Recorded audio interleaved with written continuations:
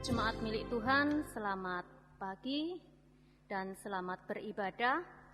Bahwa pada minggu pagi hari ini kita masuk di dalam liturgi minggu ke-10 setelah Pentakosta di GKJ Ambarawa pada tanggal 1 Agustus tahun 2021. Dan tema dari minggu ini adalah memelihara kesatuan roh. Sebelum kita mengawali ibadah kita, perkenankan saya menyampaikan warta jemaat. Yang pertama, bahwa ibadah di GKJ Ambarawa masih dilaksanakan secara online.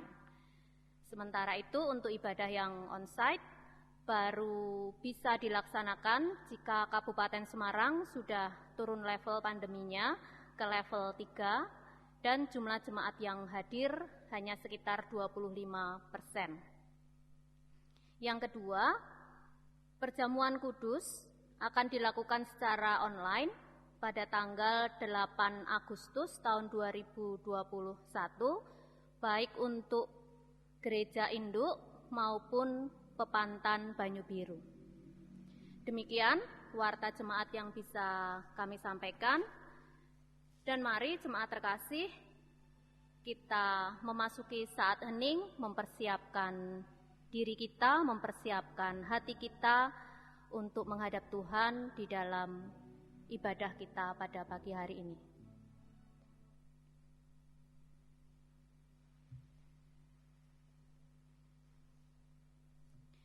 Jemaat milik Tuhan diundang untuk bangkit berdiri. Kita bersama-sama memasuki ibadah kita dan kita masuk pada panggilan beribadah.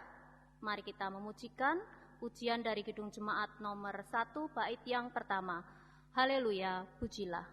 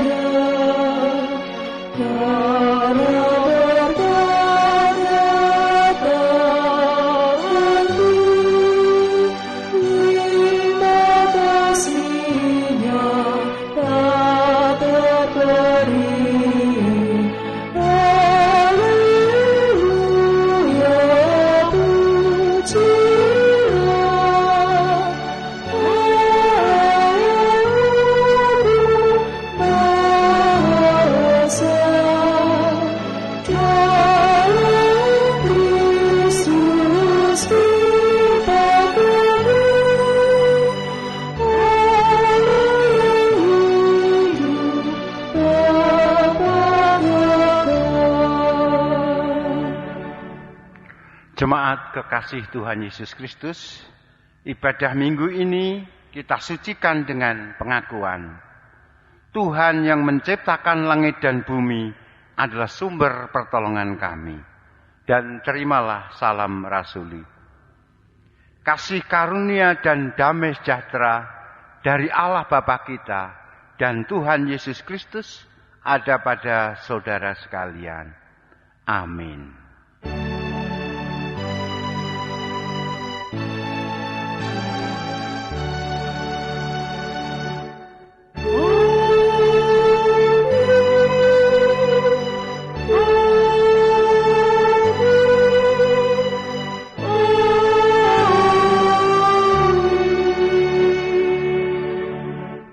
Di tengah ibadah kita saat ini, mari kita akui pemeliharaan dan cinta kasih Allah dengan menggunakan nyanyian pujian Kidung Jemaat nomor 1 bait yang kedua. Haleluya, pujilah.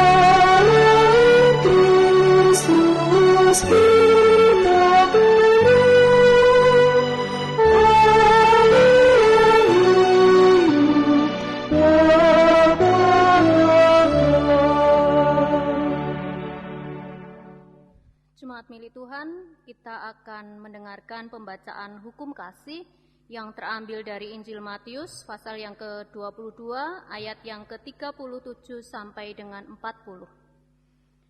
Jawab Yesus kepadanya, "Kasihilah Tuhan Allahmu dengan segenap hatimu dan dengan segenap jiwamu dan dengan segenap akal budimu.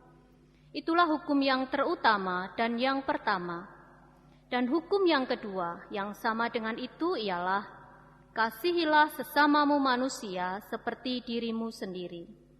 Pada kedua hukum inilah tergantung seluruh hukum Taurat dan kitab para nabi." Demikian pembacaan hukum kasih, dan ya, kita mengakui bahwa kita masih memiliki kekurangan, kita tidak sempurna di dalam menjalankan hukum kasih yang diberikan oleh Tuhan Allah untuk kita. Oleh karena itu, jemaat milik Tuhan, mari kita wujud nyatakan penyesalan dosa kita dengan melantunkan pujian dari Kidung Jemaat nomor 27. Kita akan memujikan bait pertama dan kedua, "Meski tak layak diriku."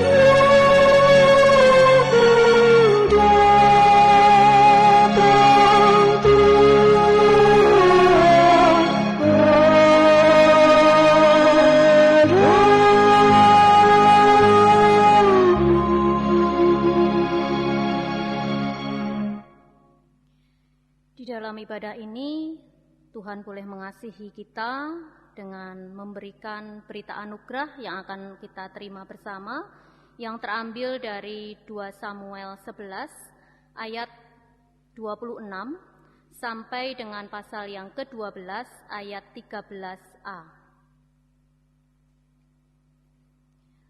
Ketika didengar istri Uria bahwa Uria suaminya sudah mati, maka merataplah ia karena kematian suaminya itu. Setelah lewat waktu berkabung, maka Daud menyuruh membawa perempuan itu ke rumahnya. Perempuan itu menjadi istrinya dan melahirkan seorang anak laki-laki baginya. Tetapi hal yang telah dilakukan Daud itu adalah jahat di mata Tuhan. Tuhan mengutus Natan kepada Daud. Ia datang kepada Daud dan berkata kepadanya, "Ada 2 orang dalam suatu kota, yang seorang kaya, yang lain miskin. Si kaya mempunyai sangat banyak kambing domba dan lembu sapi. Si miskin tidak mempunyai apa-apa, selain dari seekor anak domba betina yang kecil yang dibeli dan dipeliharanya. Anak domba itu menjadi besar padanya bersama-sama dengan anak-anaknya, makan dari suapnya dan minum dari pialanya, dan tidur di pangkuannya seperti seorang anak perempuan baginya. Pada suatu waktu, orang kaya itu mendapat tamu, dan ia merasa sayang mengambil seekor dari kambing dombanya atau lembunya untuk memasaknya bagi pengembara yang datang kepadanya itu. Jadi ia mengambil anak domba betina kepunyaan si miskin itu dan memasaknya bagi orang yang datang kepadanya itu. Lalu Daud menjadi sangat marah karena orang itu, dan ia berkata kepada Natan, "Demi Tuhan yang hidup, orang yang melakukan itu harus dihukum mati. Dan anak domba betina itu harus dibayar gantinya 4 kali lipat karena ia telah melakukan hal itu dan oleh karena ia tidak kenal belas kasihan." Kemudian berkatalah Natan kepada Daud, "Engkaulah orang itu. Beginilah firman Tuhan Allah Israel. Akulah yang mengurapi engkau menjadi raja atas Israel, dan akulah yang melepaskan engkau dari tangan Saul. Telah kuberikan isi rumah tuanmu kepadamu, dan istri-istri tuanmu ke dalam pangkuanmu. Aku telah memberikan kepadamu kaum Israel dan Yehuda, dan seandainya itu belum cukup, tentu kutambah lagi ini dan itu kepadamu. Mengapa engkau menghina Tuhan dengan melakukan apa yang jahat di matanya? Uria, orang Het itu, kau biarkan ditewaskan dengan pedang. Istrinya kau ambil menjadi istrimu, dan dia sendiri telah kau biarkan dibunuh oleh pedang Bani Amon. Oleh sebab itu, pedang tidak akan menyingkir dari keturunanmu sampai selamanya, karena engkau telah menghina aku dan mengambil istri Uria, orang Het itu, untuk menjadi istrimu. Beginilah firman Tuhan, bahwasanya malapetaka akan kutimpakan ke atasmu yang datang dari kaum keluargamu sendiri. Aku akan mengambil istri-istrimu di depan matamu dan memberikannya kepada orang lain. Orang itu akan tidur dengan istri-istrimu di siang hari. Sebab engkau telah melakukannya secara tersembunyi, tetapi aku akan melakukan hal itu di depan seluruh Israel secara terang-terangan." Lalu berkatalah Daud kepada Natan, "Aku sudah berdosa kepada Tuhan." Demikian berita anugerah yang boleh kita terima. Sementara itu kita juga akan menerima petunjuk hidup baru yang terambil dari Efesus 4 ayat 1 sampai 16. Efesus 4 ayat 1 sampai 16. Kesatuan jemaat dan karunia yang berbeda-beda. Sebab itu aku menasihatkan kamu, aku orang yang dipenjara karena Tuhan, supaya hidupmu sebagai orang-orang yang telah dipanggil berpadanan dengan panggilan itu. Hendaklah kamu selalu rendah hati, lemah lembut dan sabar. Tunjukkanlah kasihmu dalam hal saling membantu, dan berusahalah memelihara kesatuan roh oleh ikatan damai sejahtera. Satu tubuh dan satu roh, sebagaimana kamu telah dipanggil kepada satu pengharapan yang terkandung dalam panggilanmu. Satu Tuhan, satu iman, satu baptisan, satu Allah dan Bapa dari semuanya, Allah yang di atas semua dan oleh semua dan di dalam semua. Tetapi kepada kita masing-masing telah dianugerahkan kasih karunia menurut ukuran pemberian Kristus. Itulah sebabnya, kata Nas, tatkala ia naik ke tempat tinggi, ia membawa tawanan-tawanan, ia memberikan pemberian-pemberian kepada manusia. Bukankah ia telah naik?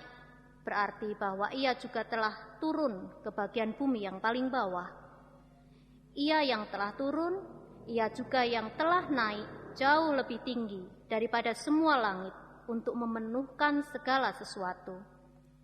Dan ialah yang memberikan baik rasul-rasul maupun nabi-nabi, baik pemberita-pemberita Injil maupun gembala-gembala dan pengajar-pengajar, untuk memperlengkapi orang-orang kudus bagi pekerjaan pelayanan, bagi pembangunan tubuh Kristus, sampai kita semua telah mencapai kesatuan iman dan pengetahuan yang benar tentang anak Allah, kedewasaan penuh, dan tingkat pertumbuhan yang sesuai dengan kepenuhan Kristus, sehingga kita bukan lagi anak-anak yang diombang-ambingkan oleh rupa-rupa angin pengajaran, oleh permainan palsu manusia dalam kelicikan mereka yang menyesatkan, tetapi dengan teguh berpegang kepada kebenaran di dalam kasih kita, bertumbuh di dalam segala hal ke arah Dia, Kristus, yang adalah kepala.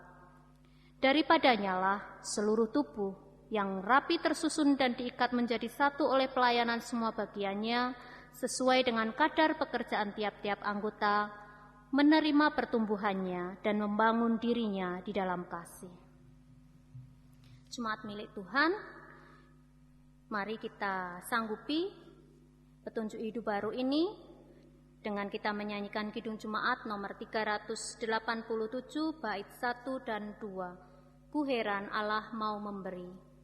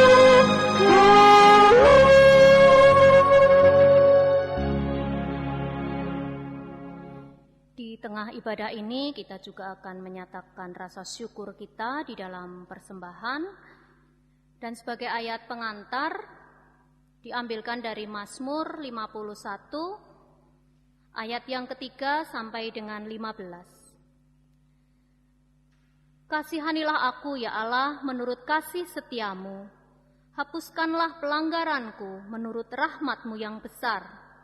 Bersihkanlah aku seluruhnya dari kesalahanku, dan tahirkanlah aku dari dosaku. Sebab aku sendiri sadar akan pelanggaranku. Aku senantiasa bergumul dengan dosaku. Terhadap Engkau sajalah aku telah berdosa dan melakukan apa yang Kau anggap jahat, supaya ternyata Engkau adil dalam putusan-Mu, bersih dalam penghukuman-Mu. Sesungguhnya dalam kesalahan aku diperanakkan, dalam dosa aku dikandung ibuku. Sesungguhnya Engkau berkenan akan kebenaran dalam batin, dan dengan diam-diam Engkau memberitahukan hikmat kepadaku. Bersihkanlah aku daripada dosaku dengan hisop, maka aku menjadi tahir. Basuhlah aku, maka aku menjadi lebih putih dari salju. Biarlah aku mendengar kegirangan dan sukacita, Biarlah tulang yang kau remukkan bersorak-sorak kembali. Sembunyikanlah wajahmu terhadap dosaku, hapuskanlah segala kesalahanku.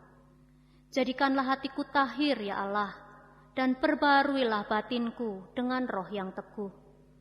Janganlah membuang aku dari hadapanmu, dan janganlah mengambil rohmu yang kudus daripadaku. Bangkitkanlah kembali padaku kegirangan karena selamat yang daripadamu, dan lengkapilah aku dengan roh yang rela. Maka aku akan mengajarkan jalanmu kepada orang-orang yang melakukan pelanggaran, supaya orang-orang berdosa berbalik kepadamu. Mari kita serahkan persembahan kita, seraya kita memujikan Kidung Jemaat nomor 393, bait pertama dan ketiga. Tuhan betapa banyaknya.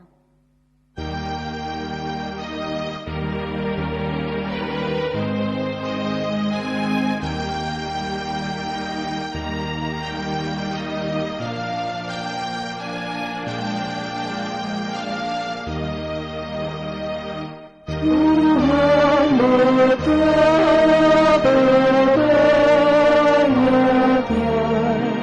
berkat yang Kau beri,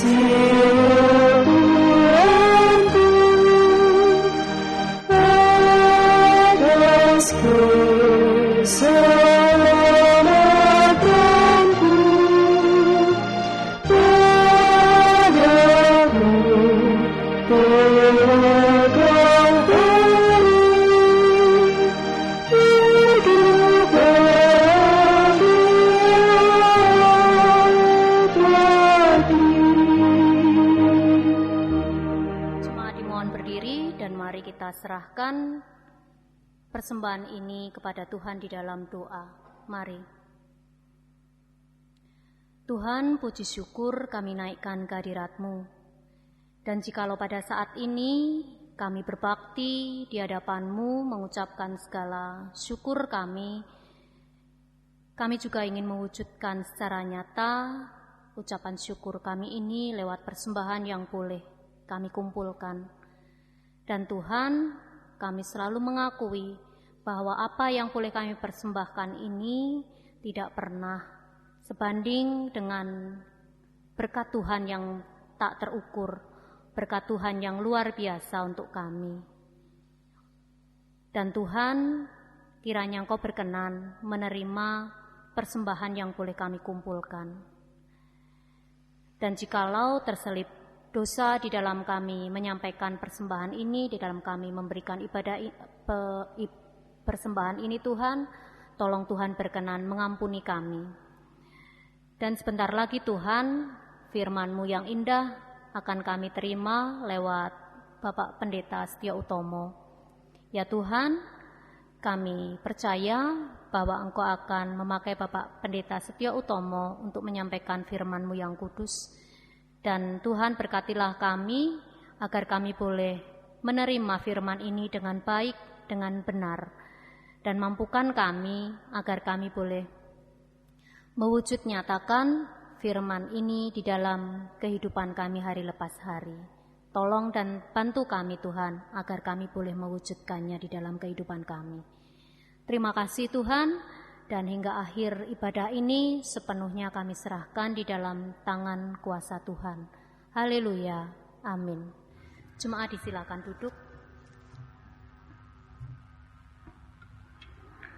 Bacaan Injil kita terima melalui kesaksian Injil Yohanes pasal 6 ayat 24 sampai dengan ayat 35. Injil Yohanes pasal 6 ayat 24 sampai dengan 35. Ketika orang banyak melihat bahwa Yesus tidak ada di situ dan murid-muridnya juga tidak, mereka naik ke perahu-perahu itu lalu berangkat ke Kapernaum untuk mencari Yesus. Ketika orang banyak menemukan Yesus di seberang laut itu, mereka berkata kepadanya, "Rabi, bila mana engkau tiba di sini?"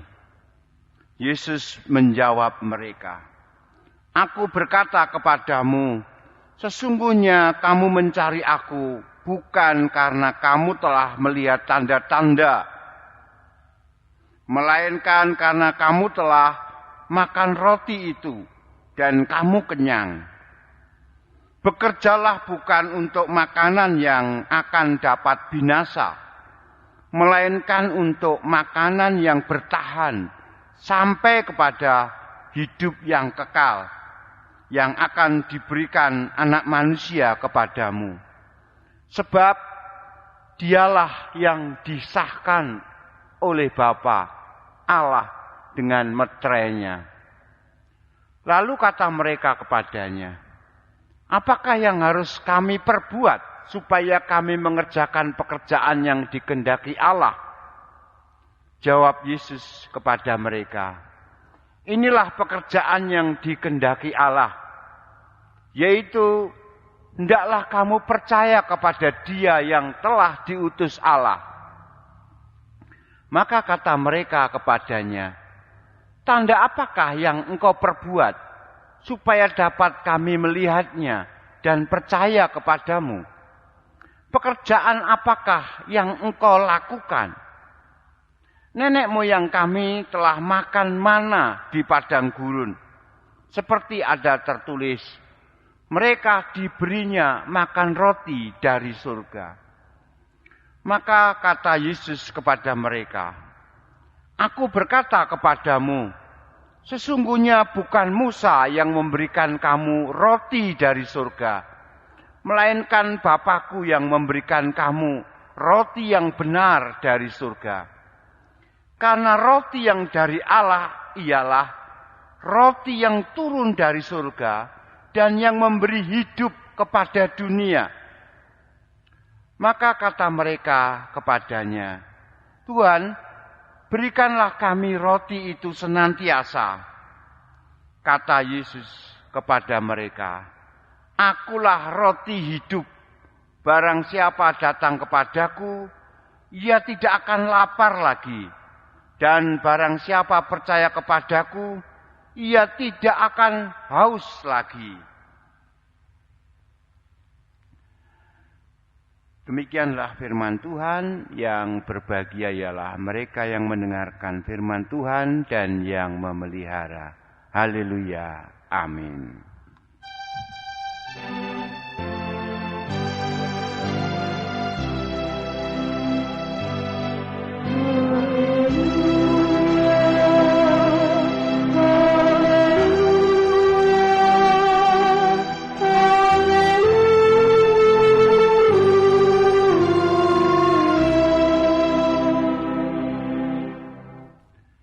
Saudara, Bapak Ibu milik Tuhan, tema yang disodorkan kepada kita memelihara kesatuan roh. Bapak Ibu, kesatuan roh yang seperti apa? Kesatuan spirit yang seperti apa? Kesatuan pemahaman dan pengetahuan yang seperti apa yang harus kita pelihara? Bapak Ibu, bacaan kita di minggu ini berbicara tentang pasangan biner yang sangat penting dalam Alkitab. Pasangan biner itu apa isinya?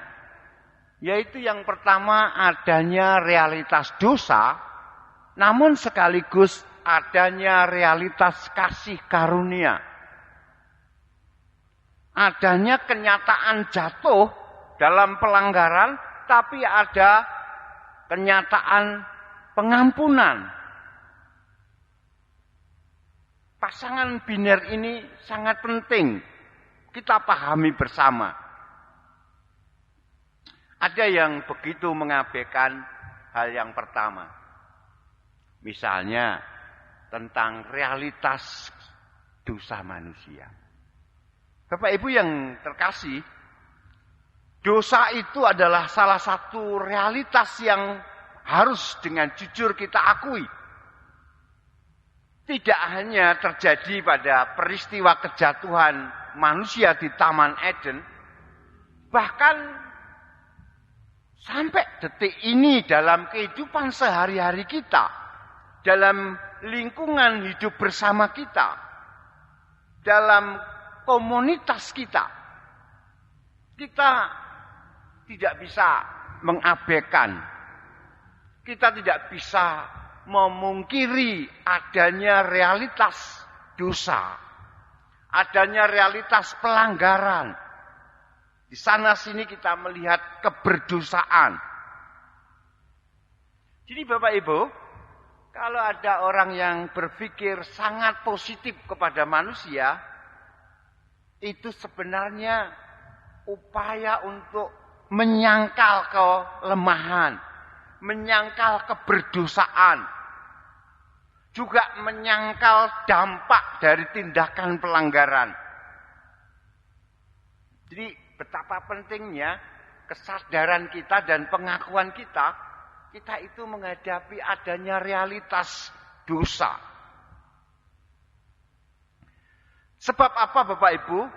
Pengakuan dan kesadaran kita akan cedera manusiawi, itulah yang akan membuka pada pintu rahmat, pada pintu pengampunan, pada pintu kasih karunia dari Allah. Ini pasangan biner yang kedua. Jadi kalau kita mau mengakui, mau menyadari, maka kita akan menerima energi transformatif yang akan mengubah kita. Sebaliknya, kalau realitas kecederaan manusiawi itu tidak kita sadari, tidak kita akui, maka kita tidak akan dapat memperoleh energi perubahan, energi transformatif dalam kehidupan.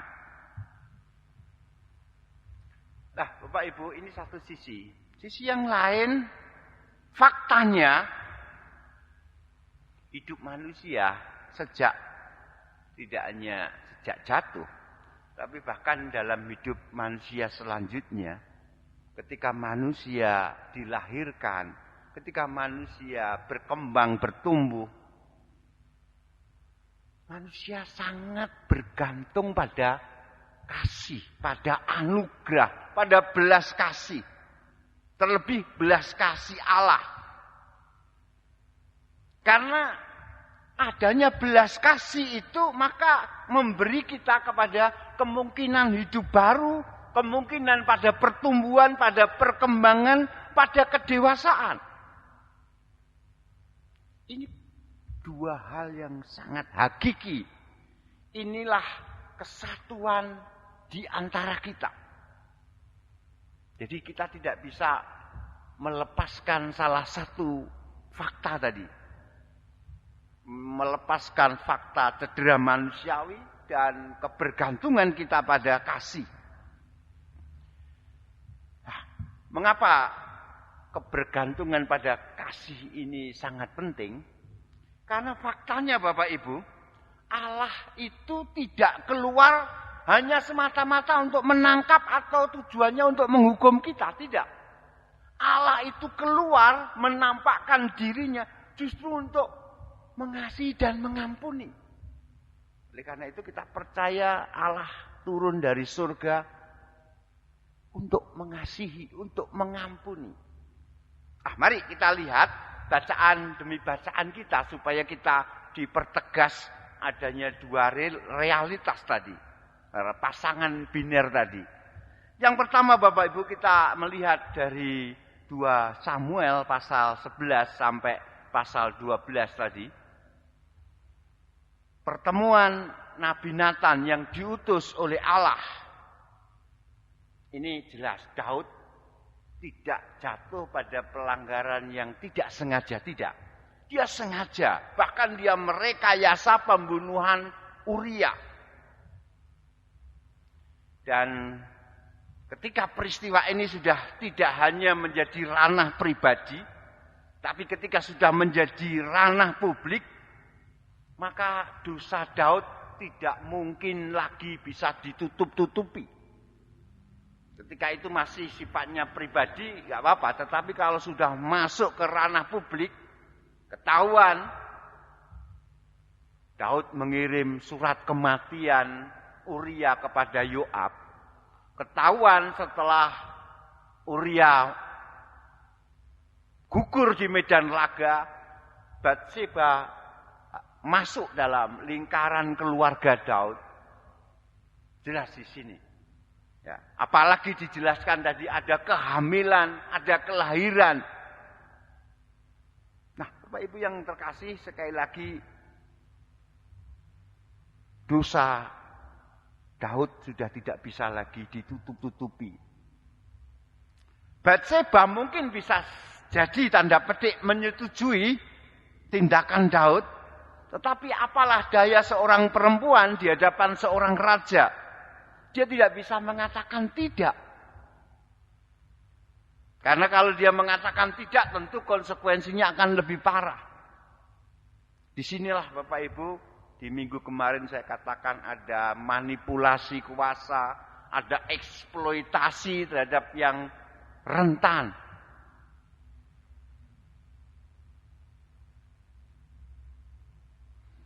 Ya Bapak Ibu yang terkasih, oleh karena itu tadi Nabi Nathan diutus kepada raja agar Daud menyadari kesalahannya. Sebab ada harga yang harus dibayar oleh Daud. Dosa Daud memiliki konsekuensi. Tadi jelas dikatakan oleh Nathan, akan ada pedang, akan ada konflik, akan ada perang. Jadi karena yang berdosa ini seorang yang sangat penting, maka punya dampak yang luar biasa. Sehingga kita tahu dalam sejarah nanti Israel terpecah menjadi 2. Israel Utara dan Israel Selatan. Samaria dan Yerusalem. Bapak Ibu, dari bacaan ini sekali lagi kita disadarkan, mungkin ya saya tidak separah seperti Daud. Dosa yang saya lakukan itu kan dosa kecil saja, Pak. Dosa yang tidak disengaja. Seandainya itu terjadi, sebenarnya kami memiliki motivasi kasih atau motivasi menolong. Namun Bapak Ibu, kita memiliki hati nurani yang selalu bisa menunjukkan bahwasanya pelanggaran-pelanggaran kita itu sebenarnya adalah suatu investasi masalah. Bahwasanya dosa-dosa yang kita lakukan tadi itu merupakan wujud adanya ketidakpedulian atau kelalaian kita. Yang bisa jadi entah itu secara langsung atau tidak langsung meninggalkan luka atau jejak air mata sesama kita. Ya, saudara kasih, jadi kalau kita berhadapan dengan kisah Daud ini, menarik mengapa itu berhenti di ayat 13a. Di ayat 13b di sana ada pengakuan, aku berdosa kepada Allah. Jadi teguran Nathan mengubah Daud, sadar dirinya. Nah, sekali lagi kalau ini kita refleksikan dalam kehidupan kita sehari, memang tidak ada dari kita yang tidak bersalah. Mungkin masih ada dosa-dosa tersembunyi kita yang mungkin tidak menimbulkan kerusakan karena dosa itu mungkin terlalu kecil. Namun sekali lagi Bapak Ibu, pada dasarnya kita semua membutuhkan anugerah pengampunan. Supaya kita bisa memulai kembali kehidupan ini dengan suatu kehidupan yang baru, dengan suatu semangat yang baru.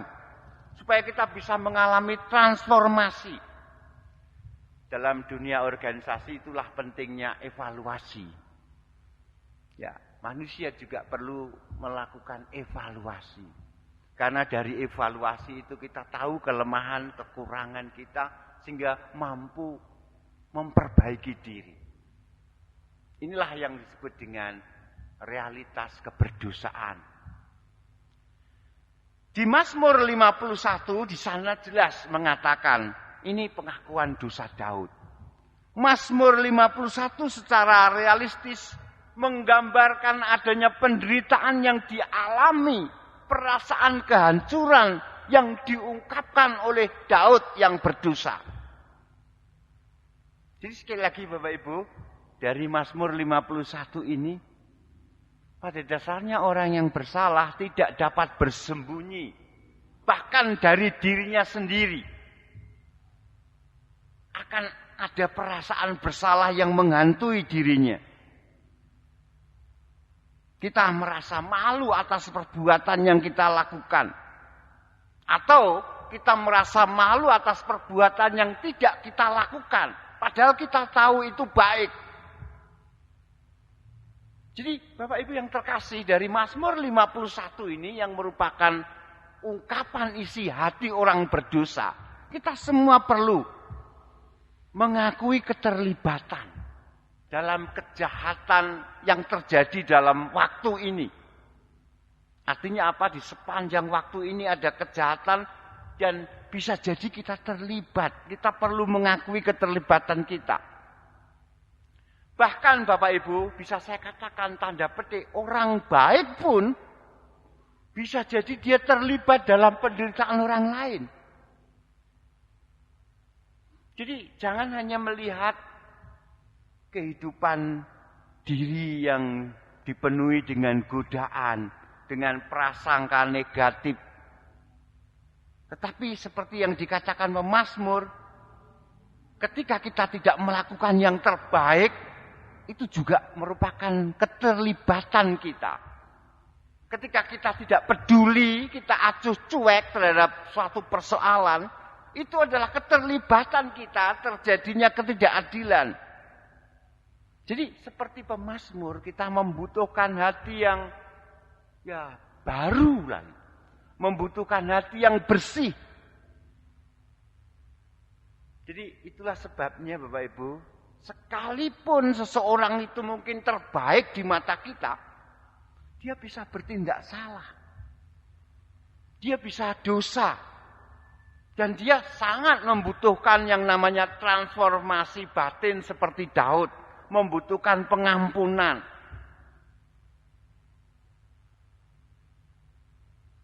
Mungkin ada di antara orang-orang yang tidak percaya akan adanya dosa warisan atau dosa asal. Tidak mengakui, saya dilahirkan itu seperti kertas putih. Tapi faktanya Bapak Ibu, dosa itu melekat dalam kodrat manusiawi. Kita tahu bahwa kita ini adalah anak-anak ketidaksempurnaan. Kita lahir dari orang tua yang tidak sempurna. Kita tinggal di masyarakat yang tidak sempurna, di dunia yang tidak sempurna. Oleh karena itu, tadi bacaan Efesus juga menyadarkan kita ini sudah dilahirkan sebagai anak-anak kekasih Allah.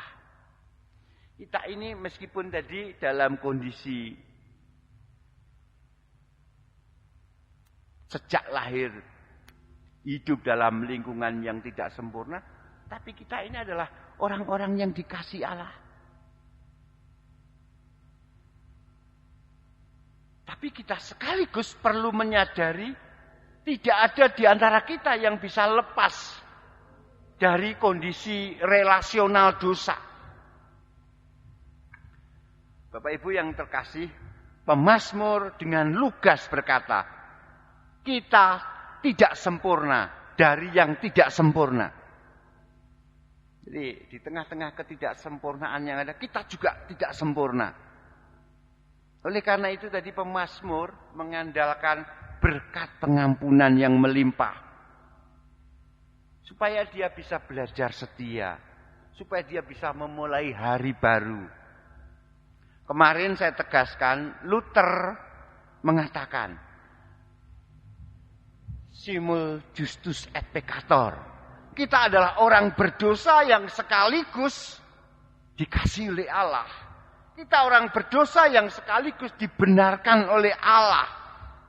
Jadi pada dasarnya kita sangat membutuhkan belas kasih, membutuhkan hati yang baru, membutuhkan jiwa yang disembuhkan. Kita membutuhkan kasih karunia. Jadi kalau kita memandang ada orang yang begitu suci, mulia, kita katakan kuduslah. Kita lihat deretan orang-orang kudus. Mereka juga membutuhkan pengampunan dan anugerah. Jadi di sini kita bisa melihat pasangan biner tadi. Ada kasih karunia, ada pengampunan, ada penyembuhan. Tapi kita tidak bisa masuk dalam ilusi seolah-olah kita bisa masuk surga dengan kebaikan dan kebenaran kita sendiri.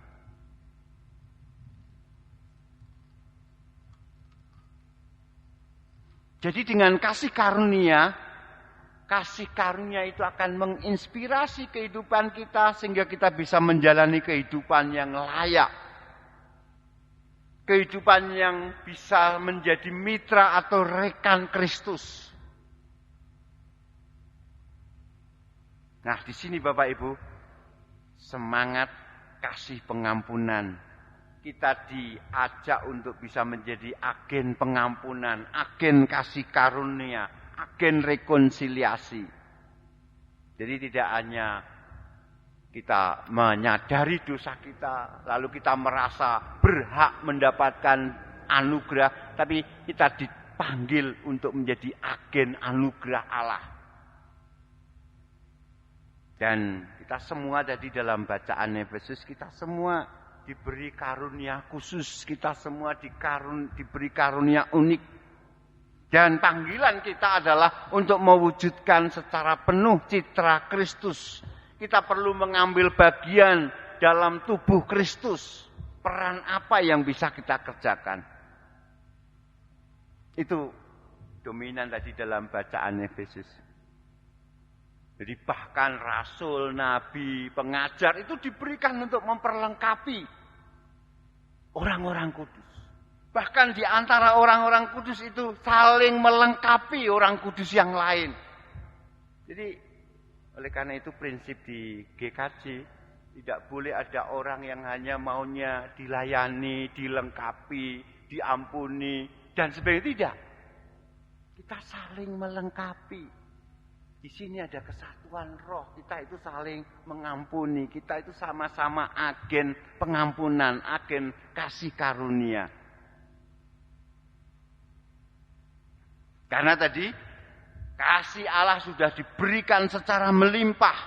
Allah sudah mengisi hidup kita dengan hikmat, dengan segala sesuatu yang kita perlukan.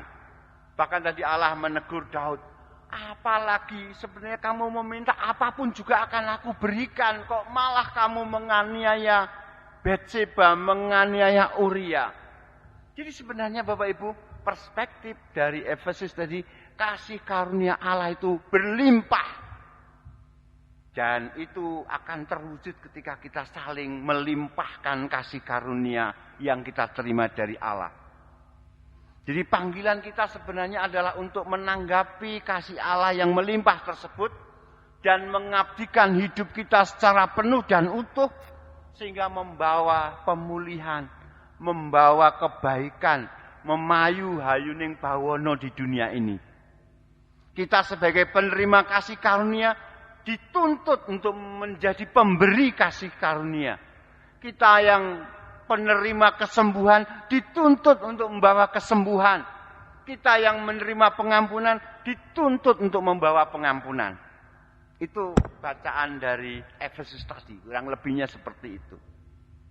Sementara itu di Injil Yohanes menggambarkan bukti kelimpahan kasih karunia Allah. Disebutkan Kristus adalah roti kehidupan, bahkan air kehidupan. Barang siapa yang terhubung dengan Kristus, maka hidup orang tersebut akan dikasihi oleh Allah. Jadi saya tandaskan dalam Efesus tadi, kita semua ini manusia-manusia kekasih Allah. Jadi terinspirasi oleh mukjizat ketika Tuhan Yesus memberi makan kepada banyak orang, lalu orang-orang itu bertanya, apa yang harus kami lakukan untuk melakukan pekerjaan Allah? Jadi sekali lagi Bapak Ibu, adanya mukjizat, adanya berkat, adanya kasih karunia itu harus mengundang pertanyaan, apa yang harus kami lakukan? Jadi iman kita membuka diri pada kehendak Allah terwujud melalui hidup kita. Berkali-kali saya katakan tentang adanya pemulihan, rekonsiliasi, adanya pengampunan, adanya upaya membangkitkan semangat, adanya kemungkinan baru, kehidupan baru. Demikian pula rasa lapar dan haus kita akan terpuaskan dengan kita tetap terhubung dengan roti kehidupan. Yesus, roti kehidupan, roti hidup, sumber daya ilahi yang selalu tersedia untuk kita. Inilah Bapak Ibu, kesatuan dalam roh. Kita memiliki pengetahuan, pemahaman, dan kesadaran yang sama seperti yang dijelaskan oleh 4 bacaan ini. Sekali lagi, jangan berhenti hanya pada kesadaran saya manusia jatuh. Tapi kita tahu, kita percaya Allah datang dari surga untuk mencari, menjemput kita yang jatuh. Namun tidak berhenti sampai di situ. Allah menolong kita untuk mampu menjadi berkat bagi sesama kita. Inilah hasil dari pasangan biner, realitas dosa dan realitas kasih karunia. Amin. Saat teduh untuk kita.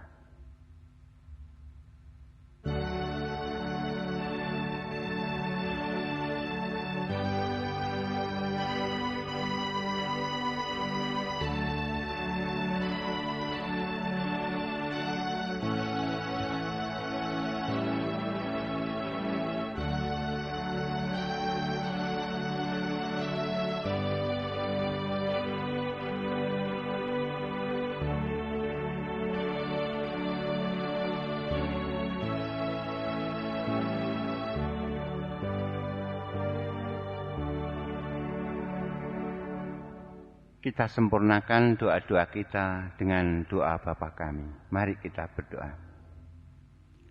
Bapa kami yang di surga, dikuduskanlah namamu, datanglah kerajaanmu, jadilah kehendak-mu di di bumi seperti di surga. Berikanlah kami pada hari ini makanan kami yang secukupnya. Dan ampunilah kami akan kesalahan kami, seperti kami juga mengampuni orang yang bersalah kepada kami. Dan janganlah membawa kami ke dalam pencobaan, tapi lepaskanlah kami daripada yang jahat. Karena Engkaulah yang punya kerajaan dan kuasa dan kemuliaan sampai selama-lamanya. Amin.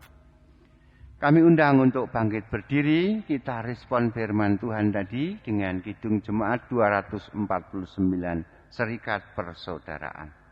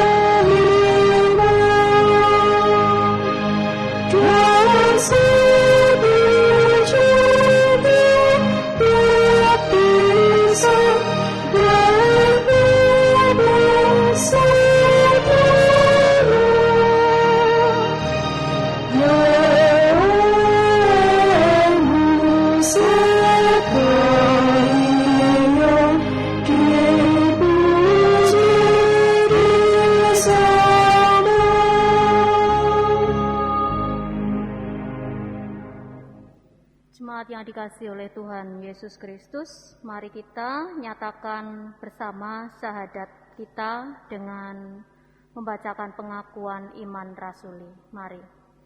Aku percaya kepada Allah Bapa yang Maha Kuasa, Khalik langit dan bumi, dan kepada Yesus Kristus, anaknya yang tunggal Tuhan kita, yang dikandung daripada Roh Kudus, lahir dari anak darah Maria, yang menderita di bawah pemerintahan Pontius Pilatus, disalibkan, mati dan dikuburkan, turun ke dalam kerajaan maut. Pada hari yang ketiga, bangkit pula dari antara orang mati, naik ke surga, duduk di sebelah kanan Allah, Bapa yang Maha Kuasa, dan akan datang dari sana untuk menghakimi orang yang hidup dan yang mati.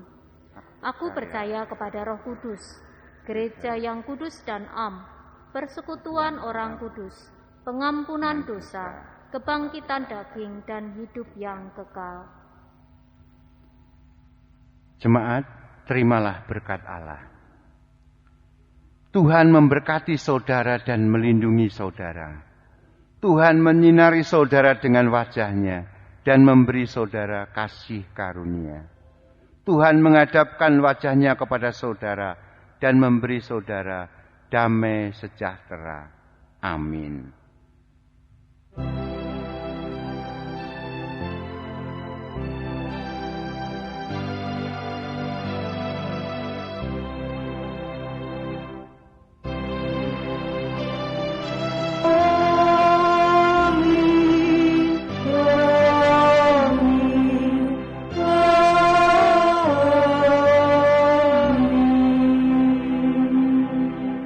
Kita kita akhiri ibadah kita dengan nyanyian penutup bait yang ketiga. Dan masing-masing kamu pun diberi anugerah.